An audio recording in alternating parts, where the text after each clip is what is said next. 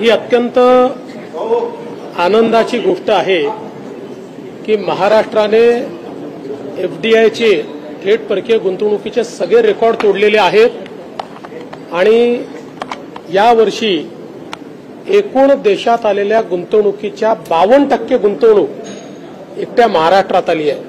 म्हणजे देशातल्या सगळ्या राज्यातली गुंतवणूक एकत्रित केली तरीही महाराष्ट्रातली गुंतवणूक त्यापेक्षा जास्त आहे। आपल्याला कल्पना आहे की 2020 साली 2021 साली महाराष्ट्र गुंतवणुकीत मागे गेला होता। 14 ते 19 आम्ही तो पहिल्या क्रमांकावर ठेवला होता। मग गुजरात आणि कर्नाटक पुढे गेलो होतं।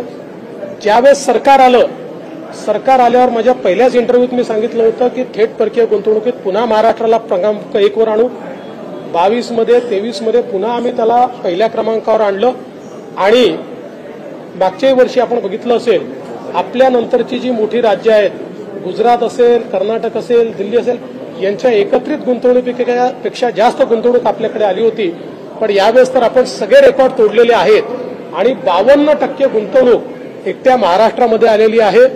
मला असं वाटतं की जे लोक नरेटिव्ह तयार करण्याचा प्रयत्न करत होते महाराष्ट्रातनं उद्योग बाहेर चालले आहेत, महाराष्ट्रात हे होत आहे ते होत आहे, आज या आकड्याने त्यांना पूर्णपणे उत्तर मिळालेलं आहे। आणि आपण बघितलं असेल टोयोटा सारखी मेजर कंपनी, फोक्सवॅगन सारखी मेजर कंपनी या सगळ्या कंपन्या आता महाराष्ट्रात आहेत। सर, विरोधी पक्षनेते म्हणतायत वडेट्टीवार की एकंदरीत ही कागदेवरती घोडे नाचवण्याचा प्रकार आहे। गुजरात आहे तो आघाडीवर दिसतोय आणि गुन्हेगारीमध्ये महाराष्ट्र आघाडीवर आहे। असं आहे की वडेट्टीवार आणि काँग्रेस यांना गुजरातचंच गुणगान गाण्यामध्ये अधिक रस आहे। खरं म्हणजे मला तर आश्चर्य वाटतं की आपलं राज्य पहिल्या नंबरवर आल्यानंतर जे राज्य आपल्या कितीतरी मागे आहे ते राज्य पुढे असं म्हणणं हा महाराष्ट्रद्रोह नाही आहे, महाराष्ट्रद्रोही स्टेटमेंट नाही आहे।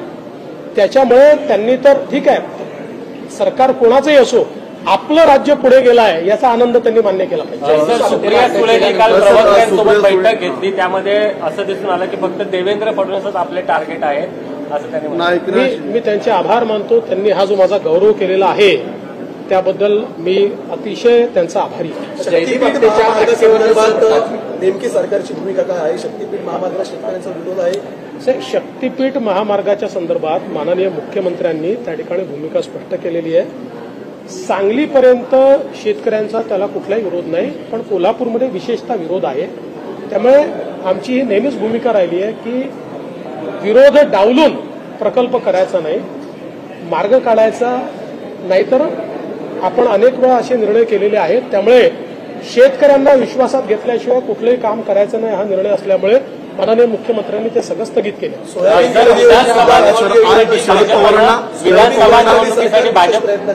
सोयाबीन खरेदी करता आपला जो सगळा नवीन माल आहे हा ऑक्टोबर शेवटी नोव्हेंबरमध्ये हा मार्केटमध्ये येईल।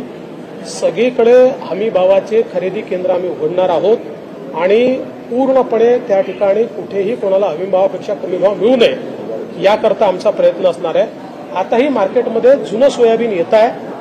आता त्या संदर्भातही आम्ही केंद्र सरकारची चर्चा चालू केली आहे की तात्काळ आपण केंद्र उघडू, जुनं सोयाबीन आलं तरी देखील त्याला आताचा हमी भाव मिळाला पाहिजे असा प्रयत्न आपण केला। विधानसभा निवडणुकीसाठी राजकारण केलं जात आहे। संजय राऊत असं म्हणतायत की त्यांना वाचवण्यासाठी पूर्ण जी कायदेमंडळाची प्रपोज आहे ती भाजपची निगडी त्यांनी रक्तातच बेईमानी असं आहे की संजय राऊतांना असल्या गोष्टी बोलण्याची सवय आहे। माझं तर मत आहे की बहुधा जयदीप आपटेला संजय राऊतनीच लपवून ठेवलं होतं।